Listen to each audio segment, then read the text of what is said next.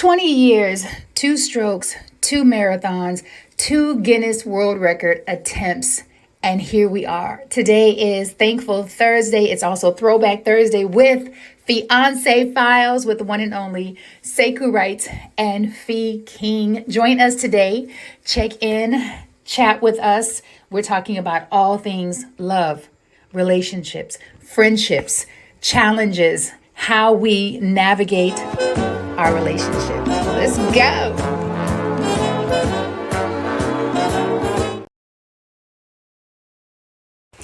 20.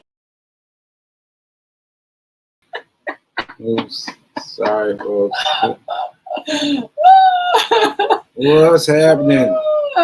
Welcome to Fiance Files with Sekou Wright. Him right there. Yeah. Welcome to Fiance Files. Yes. Yes. Good morning, Sekou Wright. Good morning, Pekin. This is a true good morning because this guy has already been out running miles early in the morning. Like when I say miles, tell the folks how many miles you ran. 5 miles. 5 miles. What are you talking about?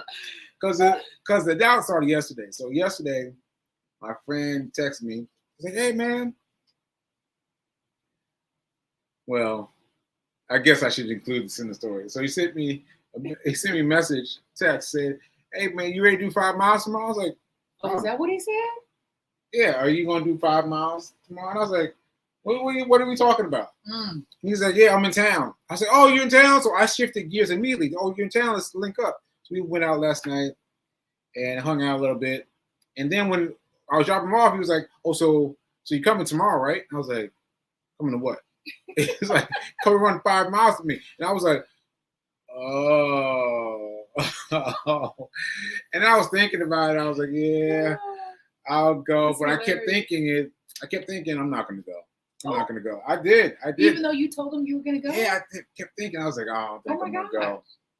So I woke up when my alarm went off, and I was like, "Yeah, I'm not going to go. I'm definitely not going to go." When my alarm went off, I didn't even hear that alarm. Man. And I said, "I'm not going to go." And then I put my phone out. I was like, well, maybe I'll go with him for the first, I'll go with him to see him off. Oh, right? Like watch him run? Yeah. Really? Yeah. Is that how it works? Yeah. Oh, okay. And so then I went and met him, and we wanted to run in Central Park. And I was like, I've never done that before. I've done that as a part of the marathon. But I've never done it before.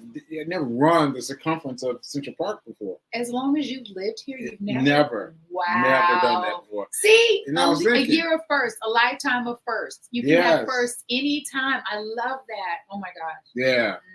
So I was thinking, maybe. But then we got out there, and he had me running faster than I'm used to running. Mm-hmm. And so he had me run like 11-minute miles, and woo! I was like, So the first mile. That's why I didn't go. Yeah. so I deliberately did not look at my watch. I did not look at my watch because I didn't want to see how far we'd gone. And he stopped. He stopped to do a walk break. Okay. And then he told me it's been a mile. And then my mind started thinking. I was like, oh, it's been a mile. You've done your mile. You've done what you accomplished. And you've done what you've accomplished, but he set out to do 5 miles. Yeah.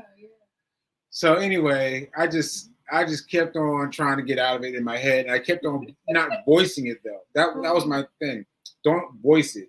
And once I had to walk a little bit, but other than that, I just kept going. Oh, and also, we ran into a running celebrity. And what's a running celebrity?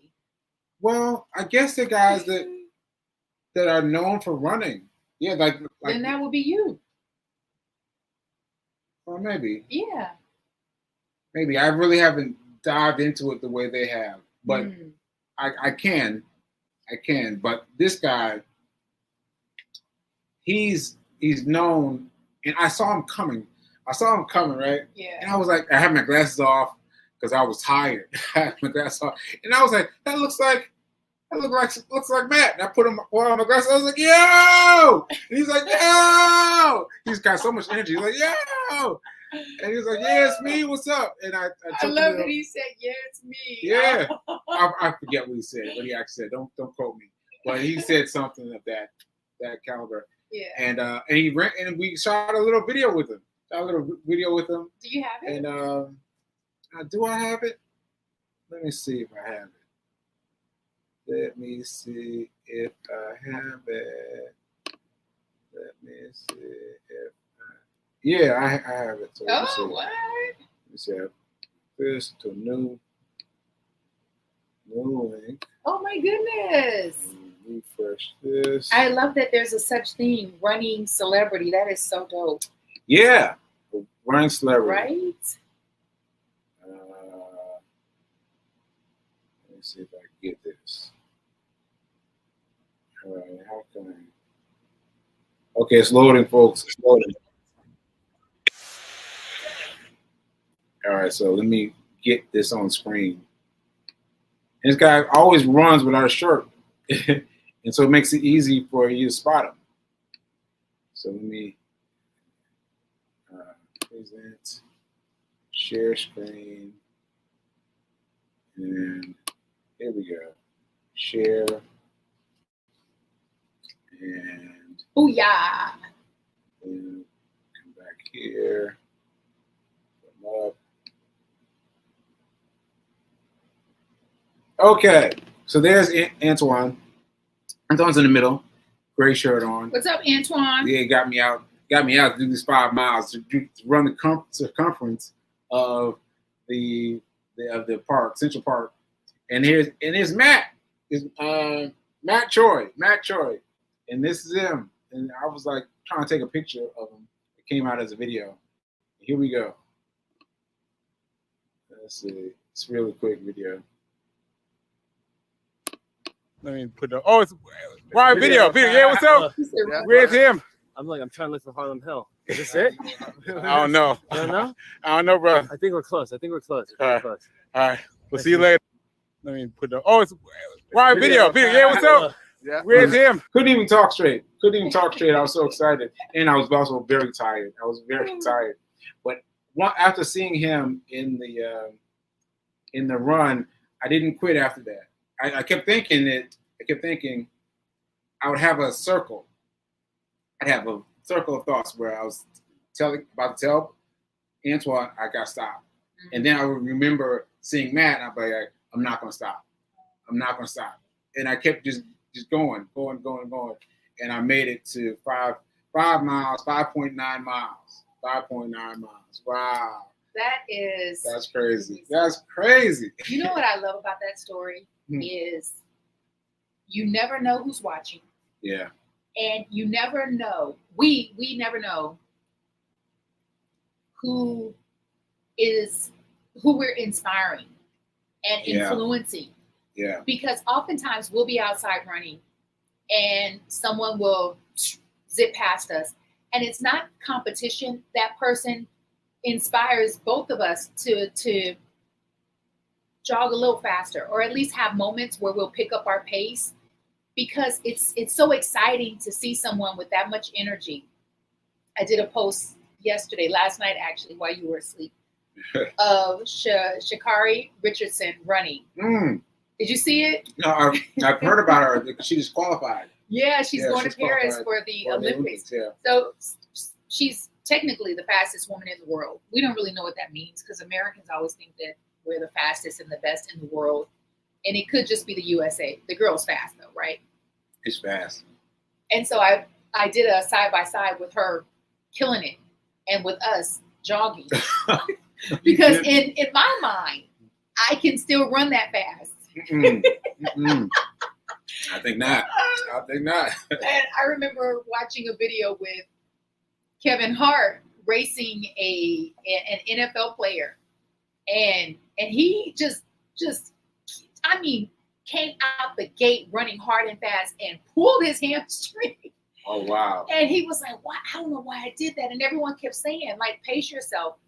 But it's inspiring to see Sha'Carri run that fast. Yeah. And this morning, I took that with me because I was forced to go on a run by myself because Mr. Sekou Wrights asked me to go, and I was like, I don't want to slow to go with us at 7 a.m.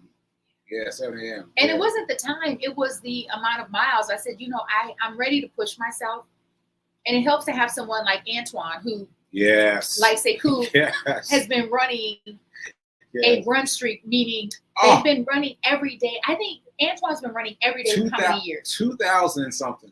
I was like, we're counting it like it's years. It's like 2,000 and something miles. I was like, wow. 2,000 something 2,000 days.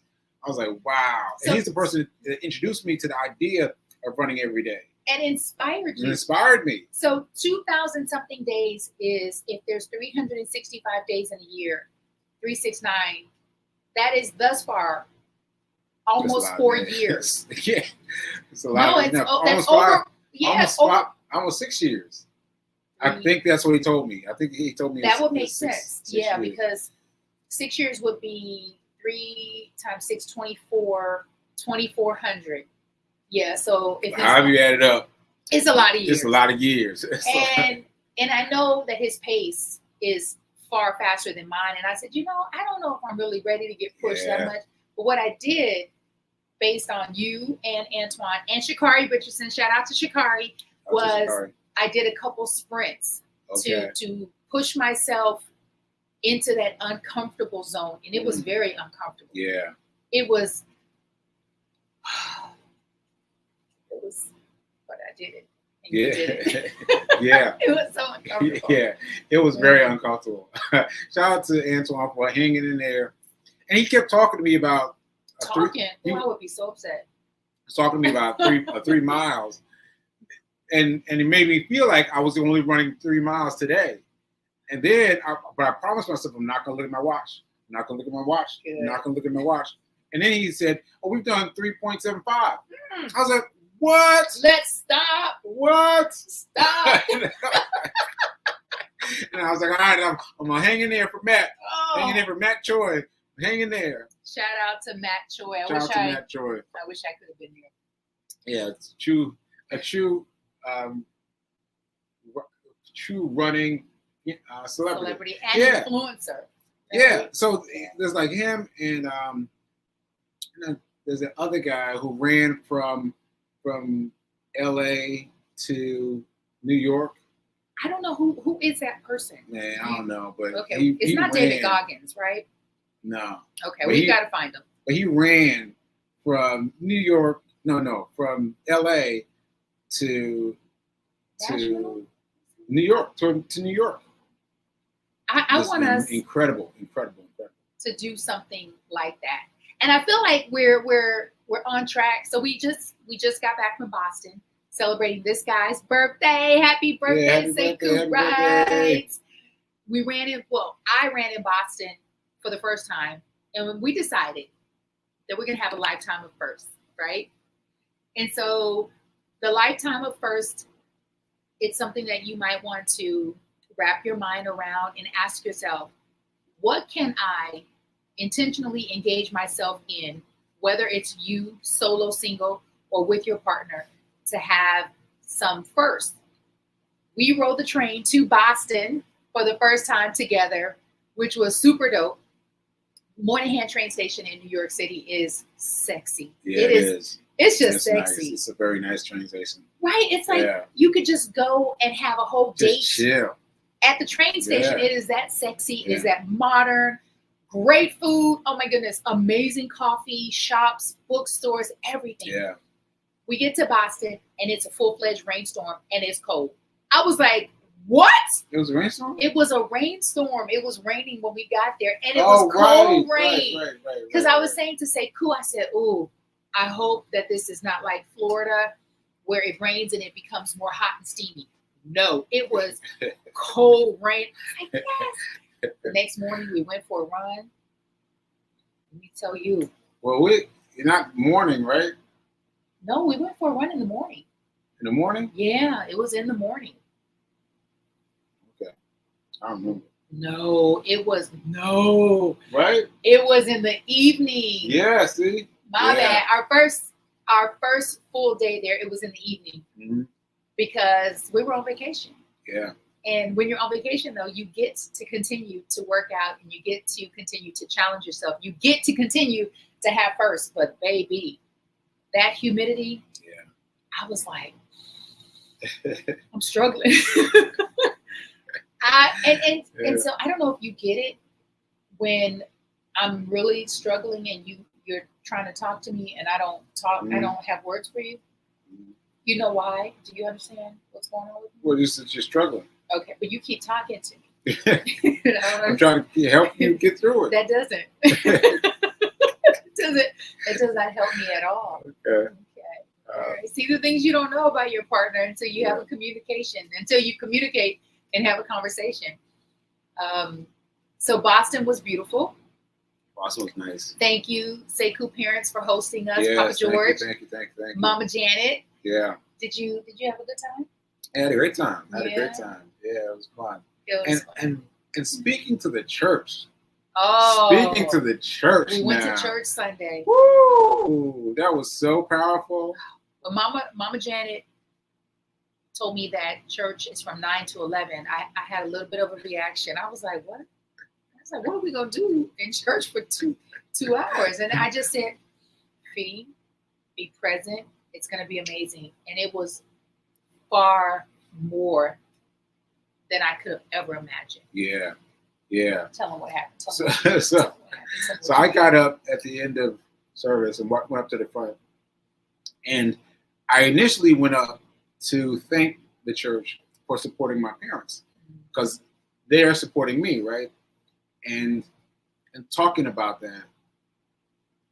But the pastor that day had done this thing with bowls, and what was it? Like the children's youth minister. Thank you. She made an analogy, and she decided to use the kids to show the symbolism of pouring into your vessel. Like there's one vessel, so she had 5 kids, and every time they had a bowl of water, they poured it into this one receptacle, and it never filled up. Right. And then at the end of all that, you had to push the vessel into the water for it to be full. Filled. Yeah, to be filled. And I don't know why, but it really struck me. And it reminded me of something that I hadn't thought about in ages from my memory. It popped out from my memory. And that's that when I was in the hospital, they were wheeling me around in a wheelchair. And I didn't remember that. I guess I blocked it, but I remembered it then. I was like, oh. And so inspired by her, I spoke about that too. I was like, this is what happened to me. This pushed me on the wheelchair. Yeah, we have time. Yeah, because it's beautiful because you talk about the wheelchair and not wanting to be in a wheelchair. Yeah. But this was the first time you gave us more backstory. Yeah. So I think it's important that you share the backstory of that. Okay, Fee. Yeah, Okay, Fee. So basically, I was talking about how they're wheeling me around, right? And when they were wheeling me around, they showed me. They didn't mean to show me, but they showed me my roommates.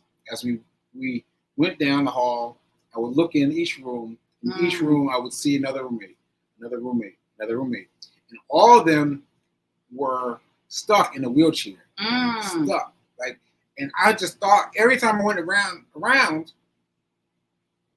I saw them. And they were always stuck in a wheelchair. And something about it clicked in my head. And I was like, I don't want that for me. I don't want that for me. Yeah. And there was no one to talk to because my mouth didn't work. My vocal cords didn't work.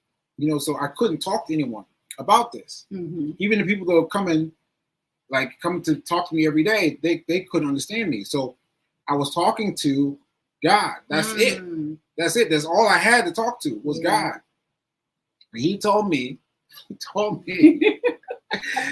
to hide the wheelchair. And I was like, no, I'm gonna ask for something else. I'm gonna ask for something else because I don't know about that. And then he kept on. He kept on. I kept on having this idea of hiding a wheelchair just popped into my brain.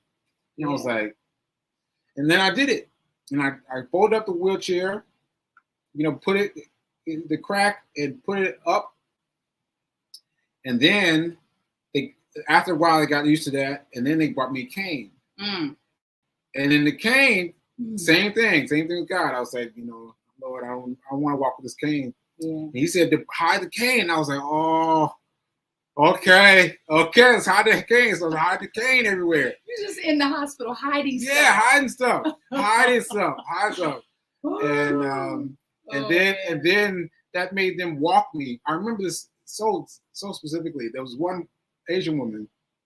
He came in. She said, "So where's your cane?" And I was like, Now mind you, I couldn't speak. And she was like, "So you don't have a cane?" I was like, right.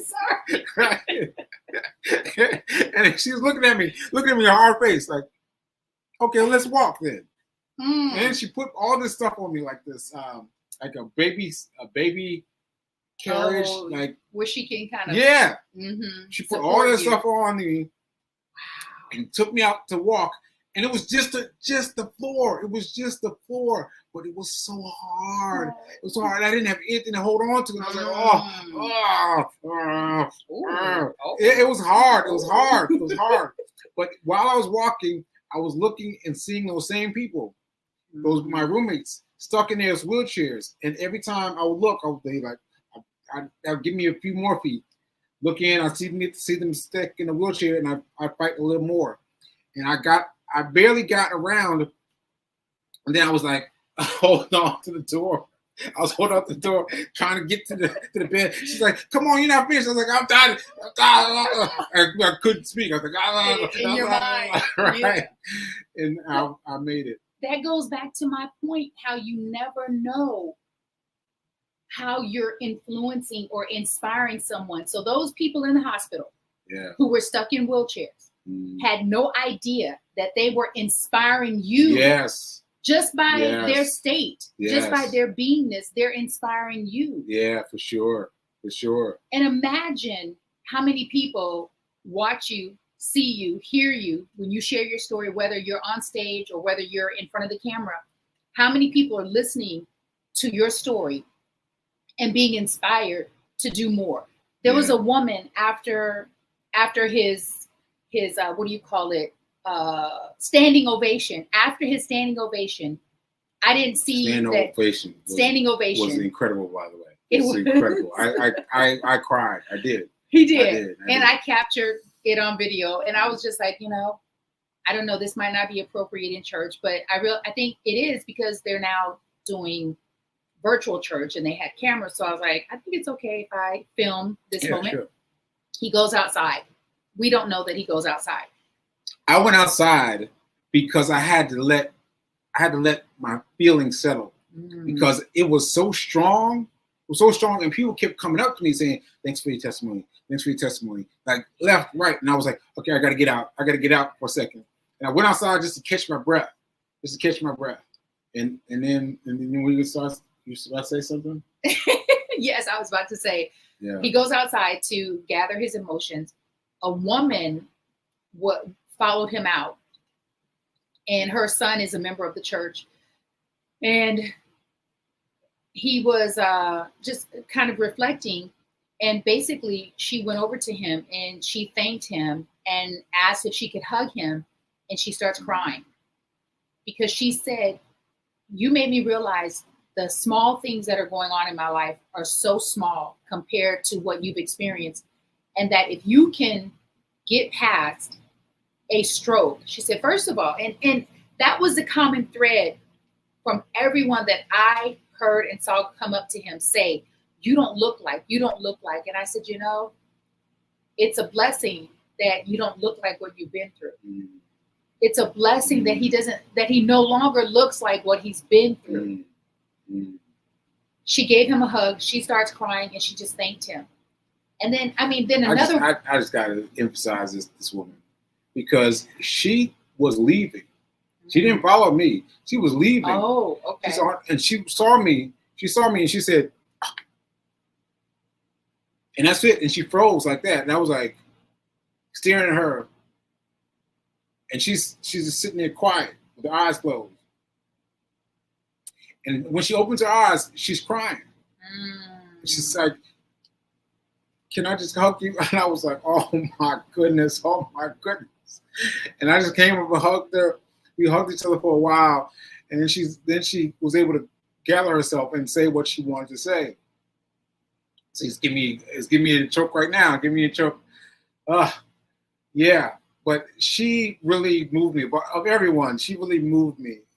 Just like she said that she was going through some things. She was going through some pain.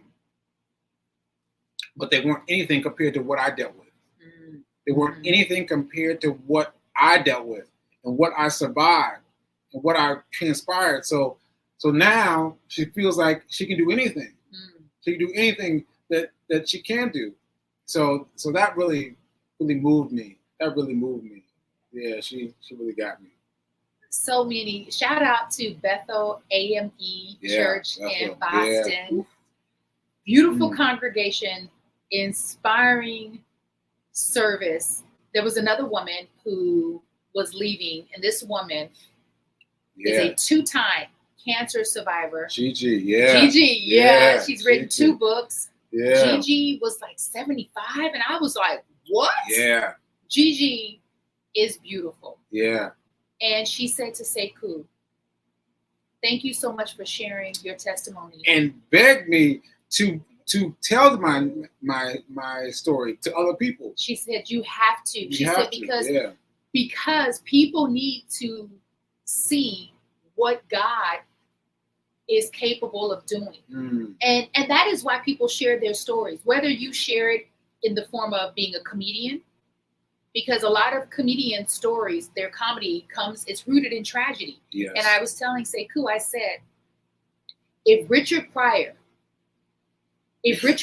can find the humor in setting himself on fire, make it funny, and make it funny, make it really relevant, funny.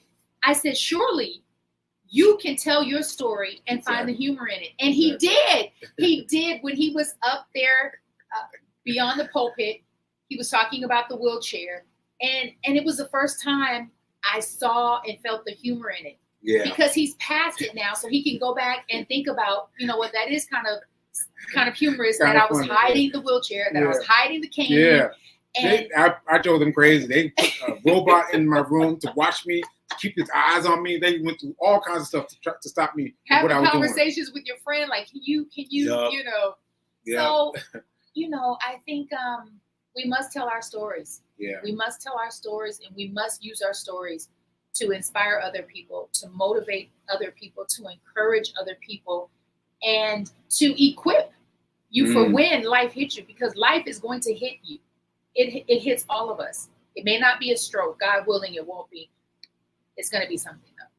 It's going to be something. It's going to be something. Something's going to happen. Yeah. Something's going to happen. Yeah. You got to be ready for it. Yeah. You got to be ready for it. Yep. Ashe. So that's it for today. All right. And now is better than perfect. Now is better than perfect. Now is better than perfect. Ashe. Shout out to Antoine.